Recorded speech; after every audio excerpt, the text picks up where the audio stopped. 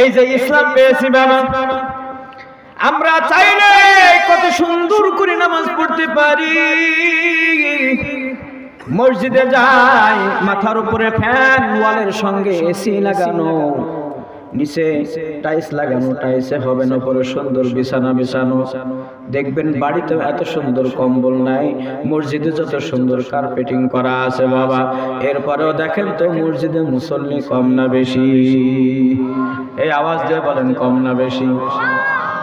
যারা নামাজ পড়েন শুধু তারাই বলছেন নাকি সবাই বলেন? বর্তমান সময়ে মুসল্লির সংখ্যা বেশি না কম? এই মসজিদের সংখ্যা বেশি না কম?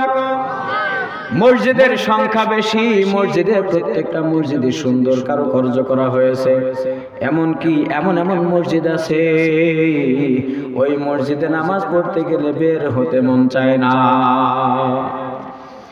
তার মানে আল্লাহ রাসূল কষ্ট করে এই ইসলামকে পৌঁছে দিলেন, অথচ এত সুন্দর ইসলামকে আমরা এমন ভাবে প্রতিহত করতেছি, কেমন জানি ইসলাম আমাদের থেকে বিদায় নিয়ে আবার মদিনার বুকে রওনা দেয়। কথা বলেন ঠিক কিনা? আল্লাহ রাসূল বললেন, আমি তায়েফের ময়দানে ছিলাম, তায়েফের মানুষেরা আমরা চিনল না। কর্নুসাইল নামে একটা স্থান, আমি একেবারেই যখন অসুস্থ হয়ে গেলাম একটা পাথরের উপরে বসলাম, সঙ্গে সঙ্গে দেখি পাথরটা তোলার মতো নরম হয়ে গেছে। বলেন সুবহানাল্লাহ। তায়েফের মানুষেরা চিনল না, তায়েফের পাথরগুলো আমারে চিনছে। আমি হঠাৎ করে দেখলাম আসমানে এক টুকরা মেঘ আমার মাথার উপরে ছায়া দিয়ে রয়েছে। আল্লাহ তাআলা সব দৃশ্য লক্ষ্য করেছেন, অবলোকন করেছেন। এরপরে জিবরিল আমিন আলাইহিস সালামকে পাঠিয়ে দিলেন, যান নবীজি কি বলতে চায়, প্রতিশোধ নিতে চায় কিনা।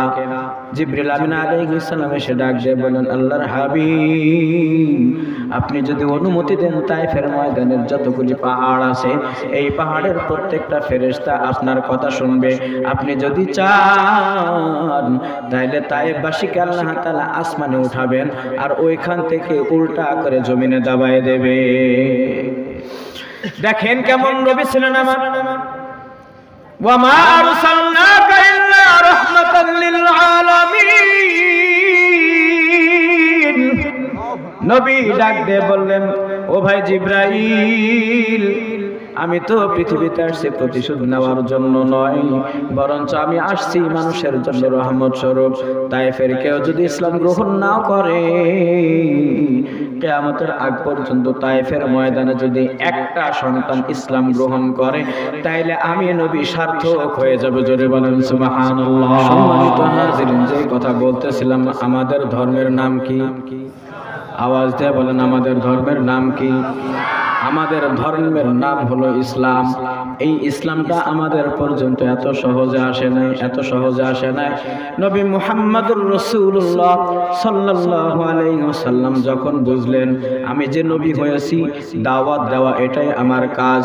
ওয়া ইল্লাম তাফআল ফামা বাল্লাগতা রিসালাতা, আমি যদি দাওয়াত থেকে পিছনে হেঁটে যাই, তাহলে আমি আমার নবুয়তের খাতায় নাম রাখতে পারবো না। কথা বলেন ঠিক কিনা?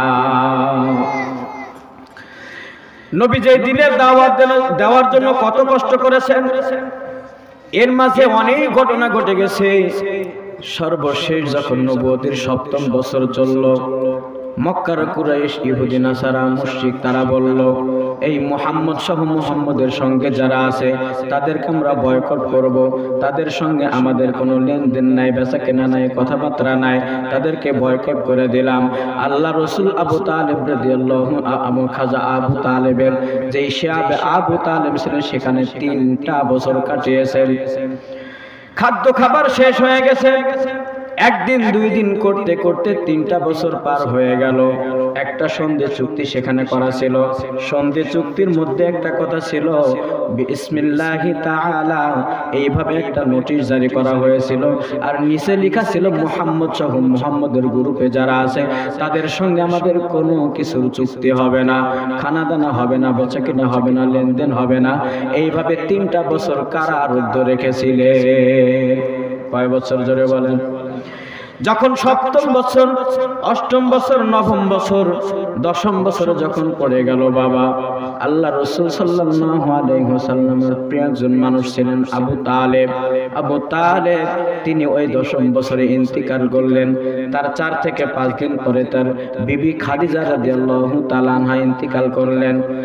এমন একটা বিপর্যয় সময় চলে আসলো, তার আপন চাচা চলে গেছেন, বিবিও পৃথিবীর থেকে বিদায় হয়ে গেল।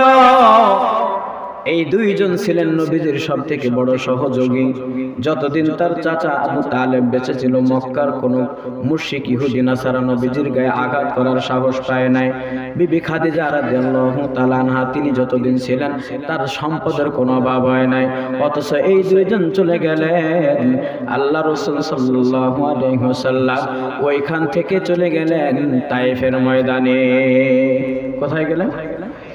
তায়েফের ময়দানে চলে গেলেন। এলাকার মানুষেরা ইসলাম গ্রহণ করেন নাই, কিন্তু আল্লাহ তাআলার পক্ষ থেকে আদেশ হলো, আইল্লাম তাফআল ফামা বাল্লাগতা রিসালাতা, আমি যে রিসালাত আপনাকে দান করেছি, যে কোরআনের আহকাম নাযিল করেছি, এই কোরআন ও ইসলামকে প্রত্যেকের কাছে পৌঁছানো হলো আপনার দায়িত্ব। আপনি যদি না পৌঁছান, আপনার ইসলামের খাতায়, আপনার নবুয়তের খাতায় কোনো নাম থাকবে না। তায়েফের ময়দানে চলে গেলেন। তায়েফের ময়দানে যাওয়ার পরে দাওয়াতি কাজ শুরু করলেন। ওই এলাকার মানুষেরাও মানলো না, অনেক বড় ইতিহাস। এলাকার যে ছোট ছোট বাচ্চাদেরকে পাথর নিক্ষেপ করার আদেশ দিলেন। 1 দিন 2 দিন করতে করতে কোনো বর্ণনায় 1 মাস, কোনো বর্ণনায় 15 দিন বা 20 দিন আল্লাহ রাসূল তায়েফের ময়দানে থাকলেন। ওইখানে যখন থাকতে পারলেন না, এলাকার দুষ্টু ছেলেরা নবীজিকে আঘাত করলেন। শেষ বয়সের দিকে আয়েশা রাদিয়াল্লাহু তাআলা একদিন জিজ্ঞেস করলেন, নবী গো, আপনার পিঠের উপরে ছোট ছোট দাগ দেখা যায়, এটা কি আপনার বসন্ত হয়েছিল?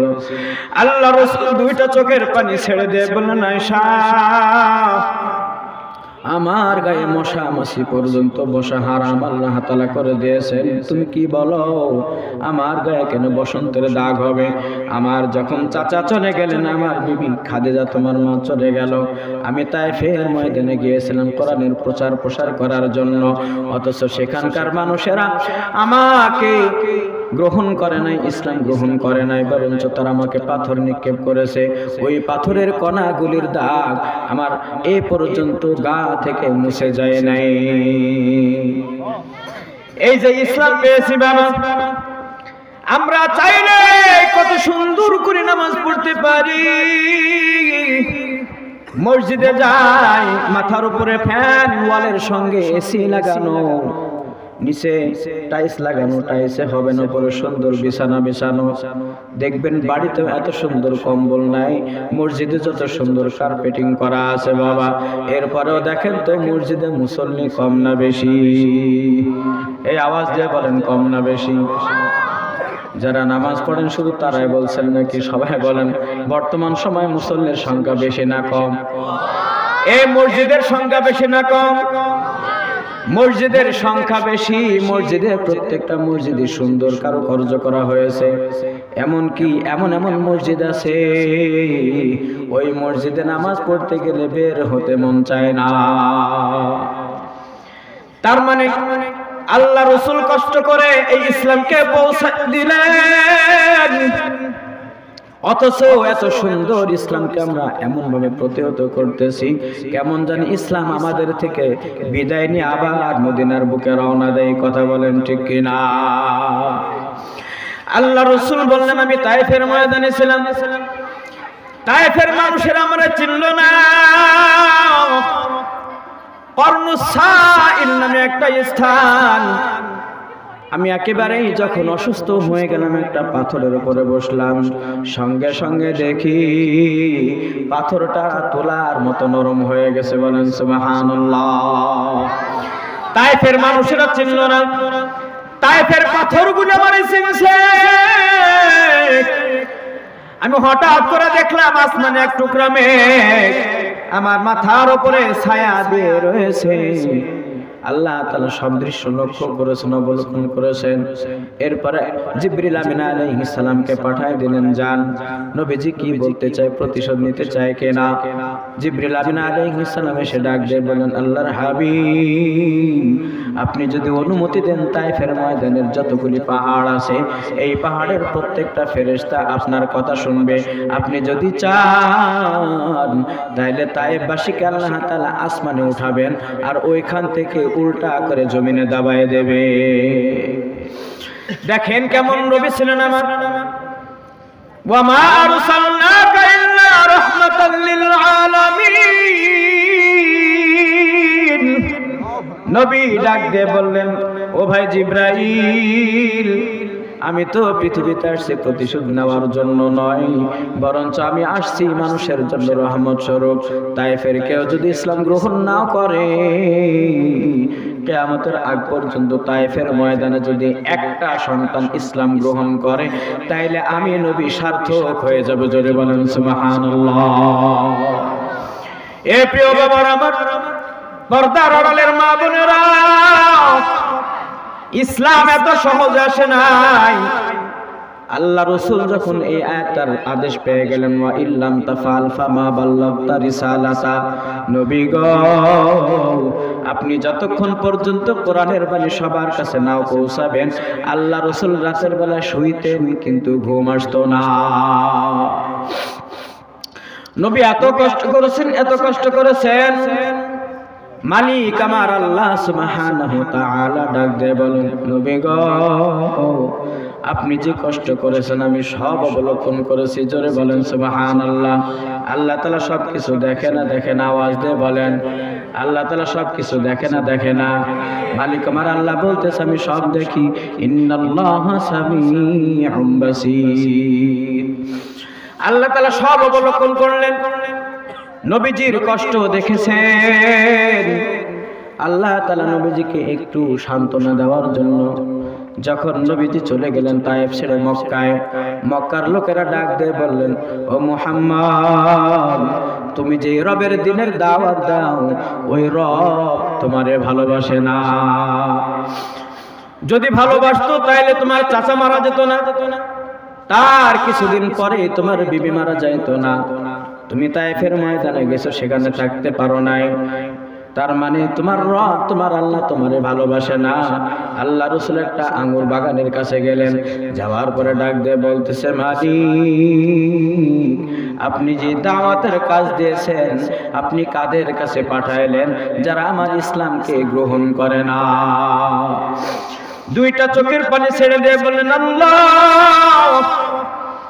কেমন কওমের কাছে পাঠাইলেন?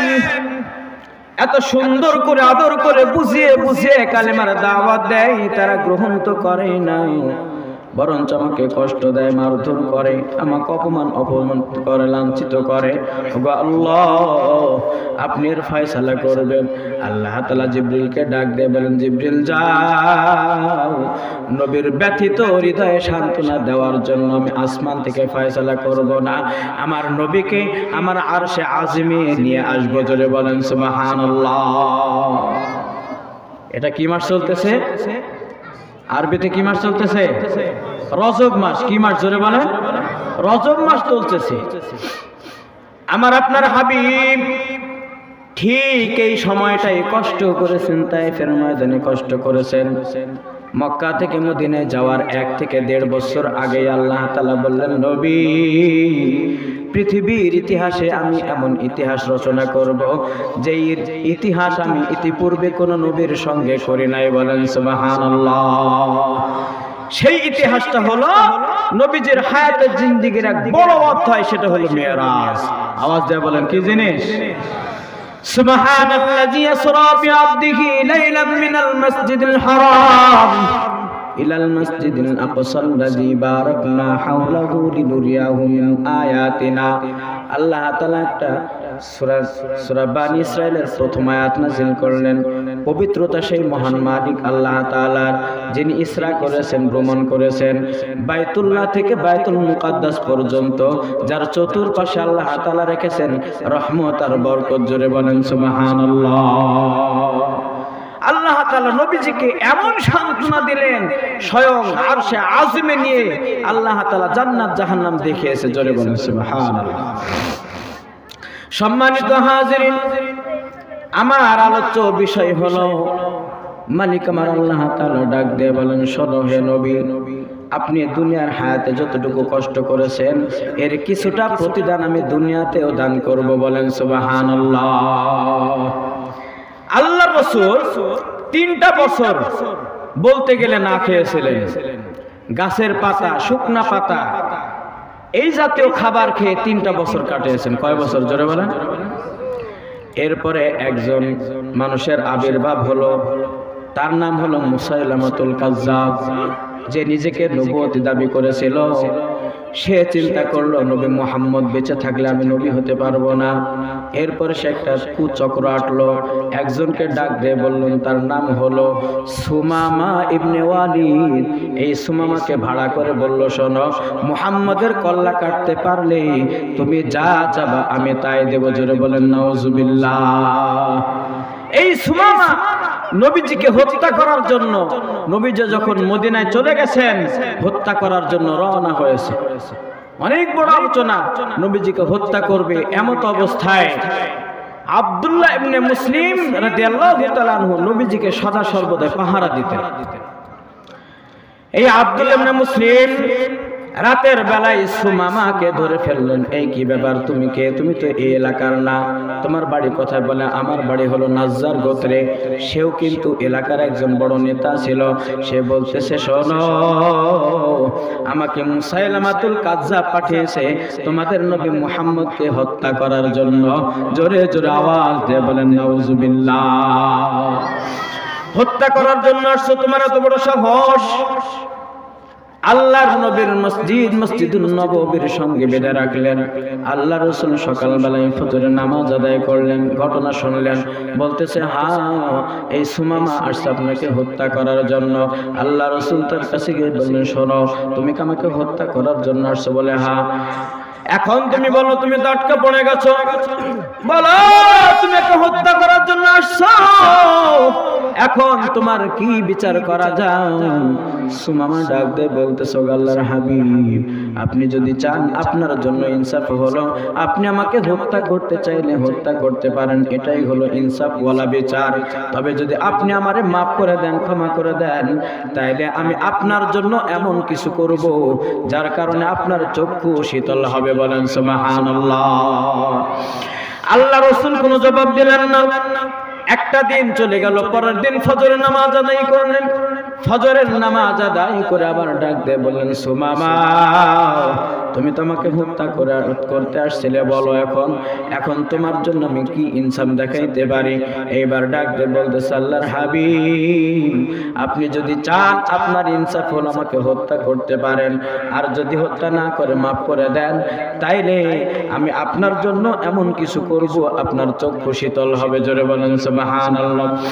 2 দিন কেটে গেল, 3 দিনের বেলায় ফজরের নামাজ পড়ে ডাক দিয়ে বলতেছি, সুমামা, তুমি তো আমাকে হত্যা করতে এসেছিলে, আটকা পড়ে গেছো, বলো তুমি আমার কাছে এখন কেমন ব্যবহার দেখতে চাও? সুমামা ডাক দিয়ে বলতেছি, ইয়া রাসূলুল্লাহ, আমি গত 2 দিন যা বলেছি আজকেও একই কথা বলি, সেটা হলো আপনি যদি আমাকে হত্যা করেন আপনার জন্য ইনসাফ ওয়ালা বিচার হবে, তবে যদি মাফ করে দেন আমি আপনার জন্য এমন কিছু করব আপনার চক্ষু শীতল হবে। বলেন সুবহানাল্লাহ। আল্লাহ রাসূল বললেন, সুমামা, যাও, তোমাকে ক্ষমা করে দিলাম। ওয়ামা আরসালনাকা ইল্লা রাহমাতাল লিল আলামিন।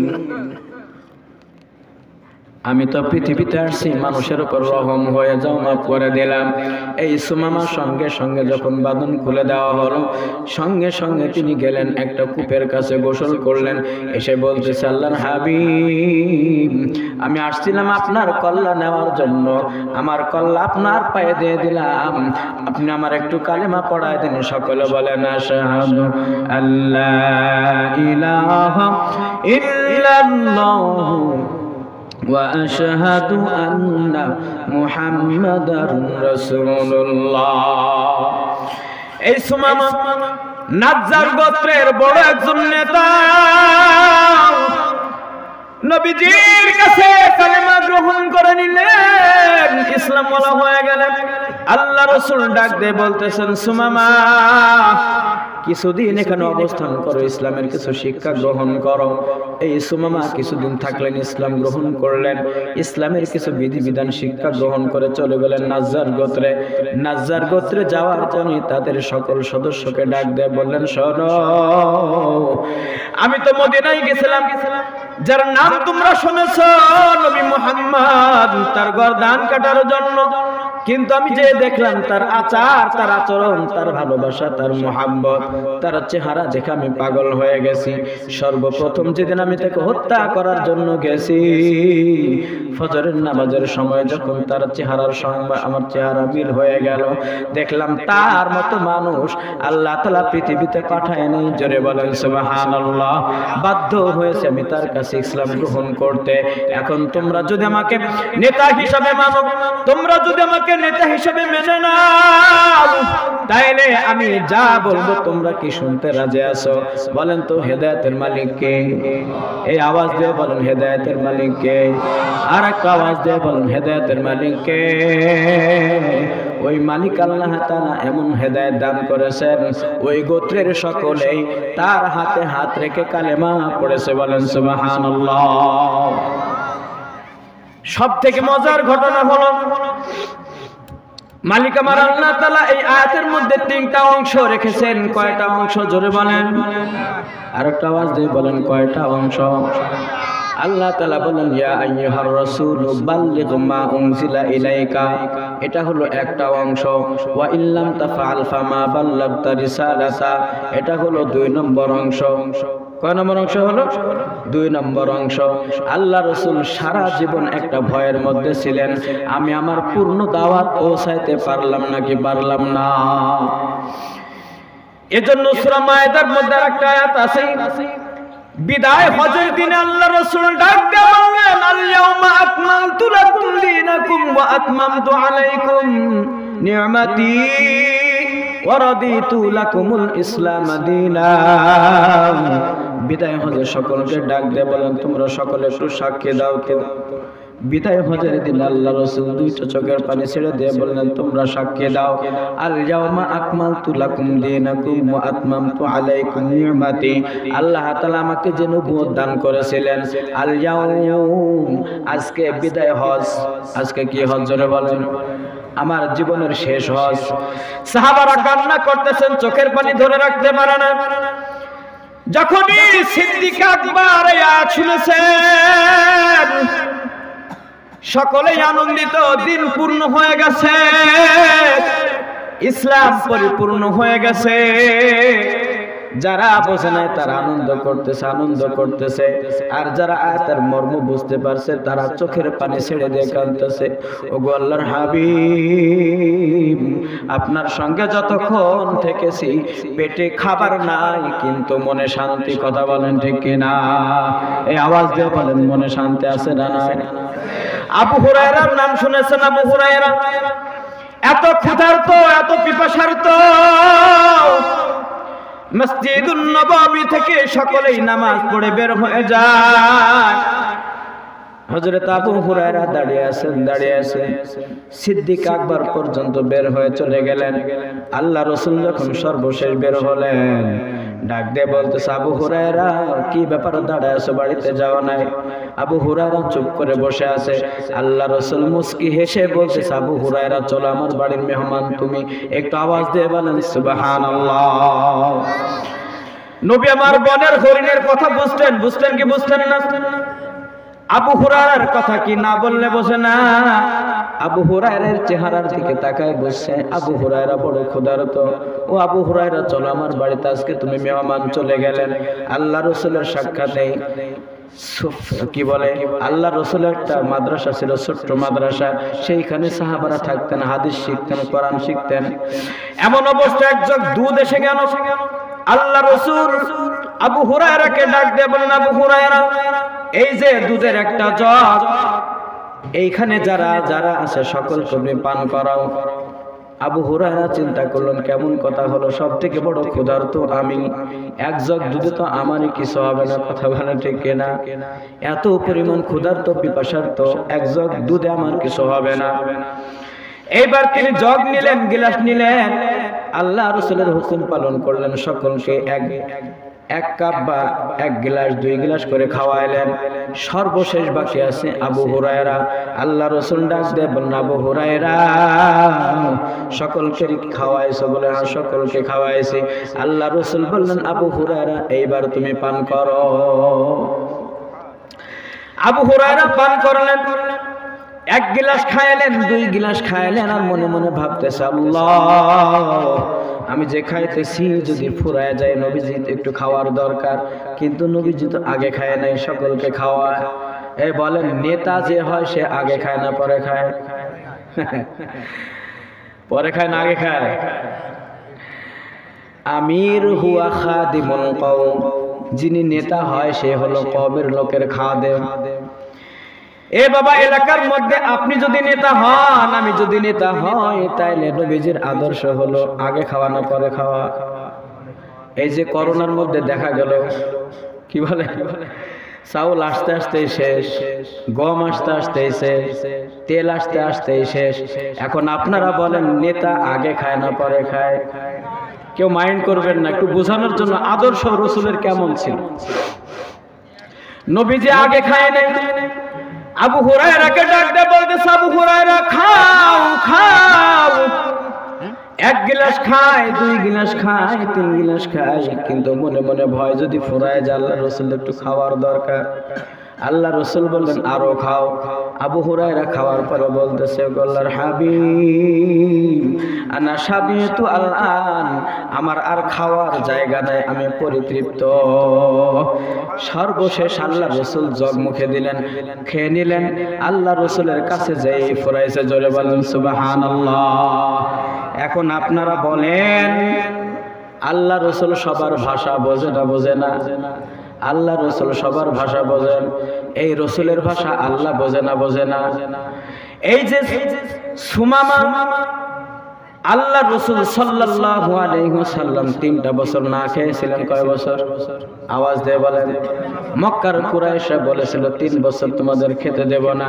আল্লাহ তাআলা বললেন, ইয়াউমা তাকুনু সামাউ বিদুখানিম মুবিন, নবী হে, যারা আপনাকে খেতে দেয় নাই, আপনাদেরকে খেতে দেয় নাই, আপনাদেরকে খাওয়ার কষ্ট দিয়েছে, বাড়িঘর থেকে বের করে দিয়েছে, আমি দুনিয়ার হায়াতে তাদেরকে, তাদের চোখে আসমানের ধোঁয়া দেখাবো। কি দেখাবে? এই যে সূরা দুখানের মধ্যে আল্লাহ তাআলা বলছেন, ইয়াউমা তাকুনু সামাউ বিদুখানিম মুবিন, আমি যারা আপনাকে খেতে দেয় নাই তাদেরকে অভাবের ধোঁয়া দেখাবো। কি দেখাবে? জোরে বলেন। এই যে আপনাদের খেয়াল আছে কিনা, এই সুমামা রাদিয়াল্লাহু তাআলা আনহু নিজ এলাকায় গেলেন, সকলকে বললেন, শোনো, ইসলাম গ্রহণ করে নাও, আর আজকের থেকে যতদিন পর্যন্ত নবী মুহাম্মদ আদেশ না দেবে, ততদিন পর্যন্ত আমাদের নাজ্জার এলাকার কোনো মানুষ মক্কার সঙ্গে কোনো ব্যবসা করবে না। নাজ্জার গোত্র থেকে গম পাচার করা হতো, আর মক্কা থেকে চামড়া জাতীয় জিনিসগুলি তাদেরকে দেওয়া হতো। এটাই ছিল তাদের লেনদেন। গম আসা বন্ধ, জব আসা বন্ধ, খেজুর আসা বন্ধ। এমন অভাব হয়েছে, সর্বশেষ আবু সুফিয়ান তাদের লোকজন নিয়ে নবী মুহাম্মাদের কাছে যেয়ে বললেন, ওগো আল্লাহর হাবিব মুহাম্মদ, আপনি না রহমাতুল লিল আলামিন, আপনি কই সুমামাকে বলে দেন তার এলাকার থেকে যেন তাদের গমের ব্যবসাটা আমাদের সাথে কন্টিনিউ করে। তার কারণ ওই বছরে তাদের এমন অবস্থা হয়েছিল, তারা চামড়া দিয়ে তাবু টাঙাইতো। কি টাঙাইতো? চামড়া দিয়ে তাবু টাঙায় তারা বসবাস করত। এমন ক্ষুধার্ত হয়েছে, খাদ্য খাবারের এমন অভাব হয়েছে, আল্লাহ তাআলা এত অভাবে তাদের ফেলে দিয়েছে, তাদের ওই যে শুকনা চামড়ার তাবুগুলি সিদ্ধ করে করে পর্যন্ত খেয়েছে। আল্লাহ পারে না? পারে না? এই একটু আওয়াজ দিয়ে বলেন, আল্লাহ পারে না? পারে না? এ বাবা, সম্মানিত হাজিরিন, পর্দার আড়ালের মা বোনেরা, আমি যতটুকু বুঝাই, আল্লাহ তাআলা বললেন, ইয়া আইয়ুহার রাসূল বাল্লিগ মা উনজিলা ইলাইকা ওয়া ইল্লাম তাফআল ফামা বাল্লাগতা রিসালাতা ওয়াল্লাহু ইয়াসিমুকা মিনান নাস। আল্লাহ তাআলা আয়াতের মধ্যে তিনটা অংশ দিয়েছেন, কয়টা জোরে বলেন? এক নম্বর হলো, নবী আমি আপনাকে নবুয়তি দান করেছি, এটা আপনাকে প্রচার প্রসার করাই লাগবে। এখন বলেন আল উলামা ওয়ারাসাতুল আম্বিয়া, আমরা হইলাম নবীজির উম্মত হিসাবে আল্লাহ রাসূলের যেই দায়িত্বগুলি ছিল এইগুলিও আমাদের উপরে আছে না না? এই আওয়াজ দিয়ে বলেন আছে না নাই? আপনারা দেখলেন এটা তো একটা মাদ্রাসা, মহিলা মাদ্রাসা। এইখানে কোরআনের শিক্ষা দেওয়া হয়, হাদিসের শিক্ষা দেওয়া হয়, নবীজির আদর্শ শিক্ষা দেওয়া হয়, আল্লাহর তাকওয়া ভয়, জান্নাত জাহান্নাম তাদের ভিতরে ঢোকানো হয়। ও বাবা, আল্লাহর রাসূলকে যেই দায়িত্বটা দেওয়া হয়েছে ওইটাই কিন্তু আমাদের উপরে এসে গেছে। কথা বলেন ঠিক কিনা? ইয়া আইয়ুহার রাসূলু বাল্লিগ মা উনজিলা ইলাইকা মির রাব্বিক। এখন যদি মাদ্রাসাগুলি বন্ধ হয়ে যায়, বলেন তো কোরআনের প্রচার প্রসার থাকবে ঠিক থাকবে না? থাকবে। যদি মাদ্রাসা বন্ধ হয়ে যায় তাহলে কোরআনের প্রচার প্রসার হবে না। এই হুকুমটা যেমন আল্লাহ তাআলা রাসূলের উপরে আসছিল, এইটা হলো এখন আমাদের উপরে চলে আসলে আলিম ওলামা তারা মাদ্রাসা খুলেছে, এলাকার মধ্যে শিশুরা কোরআনের শিক্ষা নেবে, গ্রহণ করবে, তারা বিভিন্ন জায়গায় যাবে, কোরআনের প্রচার প্রসার করবে। কথা বলেন ঠিক কিনা? দুই নম্বর হলো ওয়াইল্লাম তাফআল ফামা বাল্লাগতা রিসালাতা। এই কোরআনের জন্য আমি আপনি যদি একটু আগায় না আসি, বলেন কথা, আল্লাহ রাসূলকে বললেন ওয়া ইল্লাম তাফআল ফামা বাল্লাগতা রিসালাতা, আপনি যদি দাওয়াতের কাজ পরিপূর্ণ না করেন, এই দায়িত্বটা আমাদের উপরেও চলে আসছে। বাবা, এলাকার যারা আছেন তাদের সকলের দায়িত্ব হলো কোরআন প্রচার প্রসার করার দায়িত্ব নেওয়া। কথা বলেন ঠিক কিনা? আমি ইতিপূর্বে দেখলাম আলহামদুলিল্লাহ আপনারা অনেকভাবে সহযোগিতা করেছেন, কেউ দৈহিক শক্তি দিয়ে, কেউ সময় দিয়ে, কেউ পরিশ্রম দিয়ে, কে টাকা দিয়ে, সম্পদ দিয়ে, অর্থ দিয়ে, বুদ্ধি দিয়ে। এই মাদ্রাসাটা আরো বড় করা লাগবে না? লাগবে না? একটু আওয়াজ দিয়ে বলেন। শুধু টাকা পয়সা দিলে হয় নাই বাবা, আপনাদের ছেলে সন্তান, মা বোনেরা যারা আছে, ছোট ছোট বাচ্চা যারা আছে, তাদেরকে মাদ্রাসাগুলো নিয়ে ভর্তি করানো লাগবে। কথা বলেন ঠিক কিনা? যদি আমি আপনি মাদ্রাসার সার্বিক সহযোগিতা না করি, তাইলে এই যে ওয়াইল্লাম তাফআল ফামা বাল্লাগতা রিসালাতা, আল্লাহ রাসূলের রেখে যাওয়া দায়িত্বটা আমরা পরিপূর্ণ আদায় করলাম না। ওয়াল্লাহু ইয়াসিমুকা মিনান নাস। আল্লাহ তাআলা বললেন নবী আপনি দাওয়াতের কাজ চালাইতে থাকেন, আপনার কোনো ভয় নাই, কোনো ভয় নাই, কোনো ভয় নাই। ওয়াল্লাহু ইয়াসিমুকা মিনান নাস, পৃথিবীর কোনো মানুষ আপনার কোনো ক্ষতি করতে পারবে না। বলেন সুবহানাল্লাহ। তিন নম্বর অংশ হলো আল্লাহু ইয়াসিমুকা মিনান নাস, আল্লাহ তাআলা মানুষ থেকে আপনাকে হেফাজত করবে। সুতরাং এখনো যদি আমরা কোরআনের পক্ষে থাকি, কারা কারা আছেন? কারা কারা কোরআনের পক্ষে আছেন? সকলে আছেন। আল্লাহ তাআলা কবুল করেন, বলেন আমিন। নারায়ে তাকবীর, নারায়ে তাকবীর। আলহামদুলিল্লাহ, কোরআনের পক্ষে আছেন তো?